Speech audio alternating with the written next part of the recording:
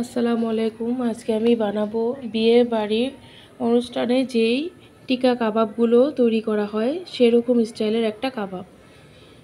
এখানে আমি 1 পার মতো বুটের ডাল নিয়েছি আর মাংস নিয়েছি আধা কেজির মতো, শুধু রানের চাকা মাংস। এখানে কোনো চর্বি হাড় কিছুই ব্যবহার করা যাবে না। এখন আমি এগুলো সব একসাথে দিয়ে এখানে মশলাগুলো অ্যাড করব। পেঁয়াজ দিয়ে দিলাম 1 মুঠ, আর এখানে হলো লবণ পরিমাণ মতো, জিরা গুঁড়া আধা চামচ, দারচিনি 2 টুকরো, শুকনো মরিচ 2টা এলাচ ও গরম মশলার গুঁড়া আধা চামচের মতো, আর গুঁড়া মরিচ আধা চামচের কম, আর একটু সামান্য তেল দিয়ে পানি দিয়ে আমি প্রেসার কুকারে চুলায় বসিয়ে দিয়েছি। যখন আমার একটা বলক চলে আসছে, আবার আমি এটা ভালো করে ঢেকে রেখে দিব যাতে ভালো করে সিদ্ধ হয়। আমার সিদ্ধগুলো হয়ে গেছে, মানে আমি চুলায় সিদ্ধ করে ভালোভাবে গলিয়ে নিয়েছি।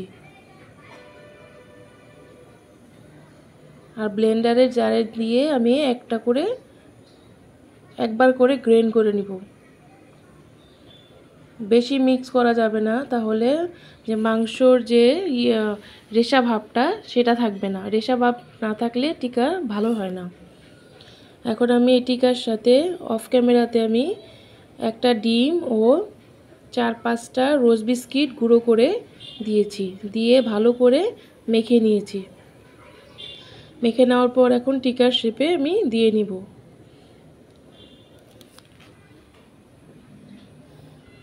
টিকার শেপে দিয়ে আমি এই টিকাগুলোকে 1-1.5 ঘন্টা পর্যন্ত আমি ডিপ করে নিব। একটা প্লেটে সুন্দর করে আমি সাজিয়ে ডিপ করে শক্ত করে নিব। ডিপ করে শক্ত করে নিয়েছি। এখন আমি এগুলো ফ্রোজেন করে রাখবো। আপনারা ইচ্ছে করলে ফ্রোজেন করে রাখতে পারেন।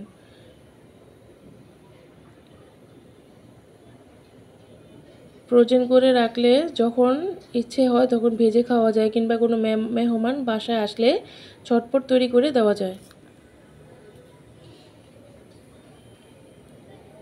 এখন আমি ফ্রিজে রেখে দিব। এখন আমি অল্প কিছু ভেজে দেখাবো।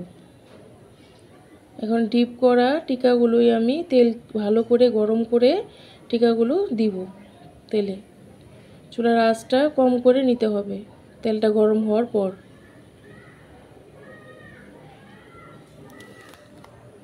আর অল্প আঁচে ভাজতে হবে, তাহলে টিকাগুলোর কালারও সুন্দর থাকবে এবং ভিতরে ভাজা, উপরের এবং ভিতরের ভাজাটা সুন্দর হবে, খেতেও ভালো লাগবে।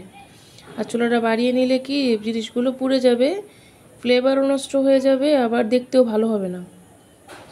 আর যখন আমি তেলে দিছি তখন হইলো এখানে কিছু ঝাঁক সৃষ্টি হয়েছে। এটা সমস্যা নাই, এটা হলো যা ডিমের কারণে, যে ডিম দিয়ে আমি মাখছি এটার জন্য এরকম ঝাঁক সৃষ্টি হয়েছে।